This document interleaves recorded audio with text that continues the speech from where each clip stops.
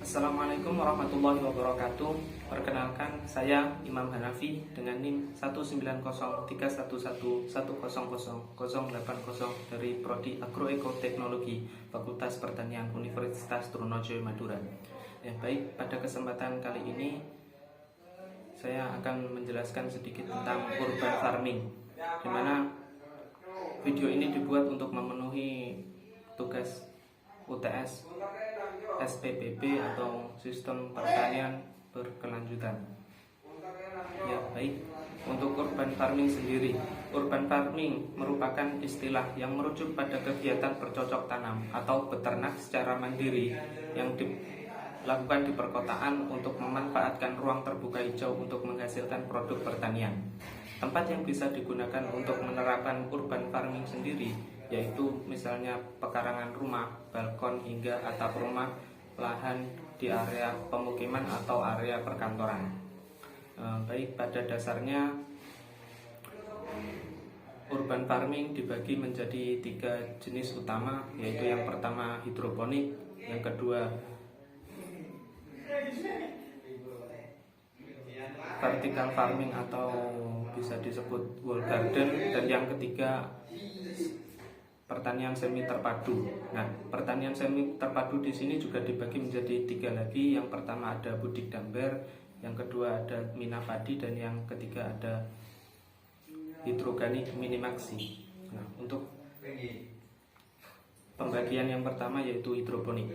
Hidroponik sendiri merupakan salah satu metode dalam budidaya menanam dengan menggunakan air tanpa menggunakan media tanah, yang menekankan pada pemenuhan kebutuhan nutrisi bagi tanaman. Kebutuhan air pada hidroponik lebih sedikit karena sistem terus mengalir dan terus bersirkulasi.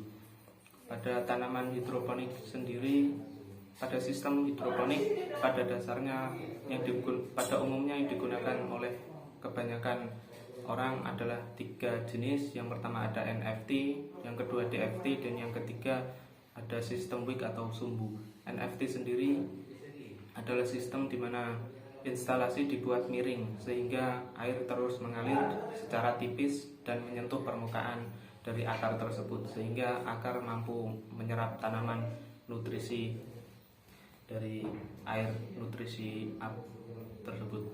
Dan yang kedua ada DFT. DFT secara instalasi dibuat secara datar sehingga air dalam posisi tergenang dalam. Dan yang ketiga ada sistem wick, di mana sistem wick sendiri adalah sistem sumbu. Namun berbeda dengan sistem NFT dan DFT, pada sistem wick ini air tidak mengalir atau terus tergenang begitu saja. Dan yang untuk sistem yang kedua ada sistem vertical farming. Vertical farming sendiri adalah suatu metode pertanian di mana tanaman ditanam secara bertingkat atau vertikal. Sistem vertical farming sendiri pada dasarnya menerapkan 2 sistem, yaitu hidroponik dan vertical farming. Karena pada sistem instalasi pada vertical farming, instalasi airnya menggunakan sistem hampir sama dengan hidroponik. Vertical farming dibuat secara bertingkat atau paling tidak dibuat secara miring, karena dengan hal tersebut pertumbuhan tanaman bisa berjalan dengan maksimal, karena hampir semua bagian tanaman dapat tersinari oleh sinar matahari secara maksimal. Dan yang ketiga ada pertanian semi terpadu. Untuk pertanian semi terpadu sendiri ada 3. Yang pertama ada budik damber. Budik damber atau budidaya ikan dalam ember adalah suatu metode pertanian yang menggabungkan antara pertanian dan perikanan, di mana budidaya sayuran dan budidaya ikan dilakukan dalam satu ember. Untuk sistem dari budik damber sendiri, air yang digunakan adalah air bekas kotoran dari ikan terus dialirkan ke tanaman sehingga terus bersirkulasi di dalam tersebut. Untuk penggantian air sendiri paling tidak dilakukan 1 minggu sekali atau maksimal 10 hari sekali. Untuk sayur yang biasa digunakan adalah sayur kangkung, dan untuk ikan yang biasa digunakan adalah ikan lele, karena ikan lele mempunyai ketahanan yang cukup kuat. Untuk yang kedua ada minapadi. Minapadi sendiri hampir sama dengan sistem pada budik damber, tapi yang membedakan adalah pada luasan lahan yang digunakan. Untuk minapadi sendiri yang digunakan adalah areal persawahan, di mana padi ditanam secara umum, namun pada genangan air ditambahkan ikan untuk menjaga hama ataupun mendapatkan keuntungan yang berlipat.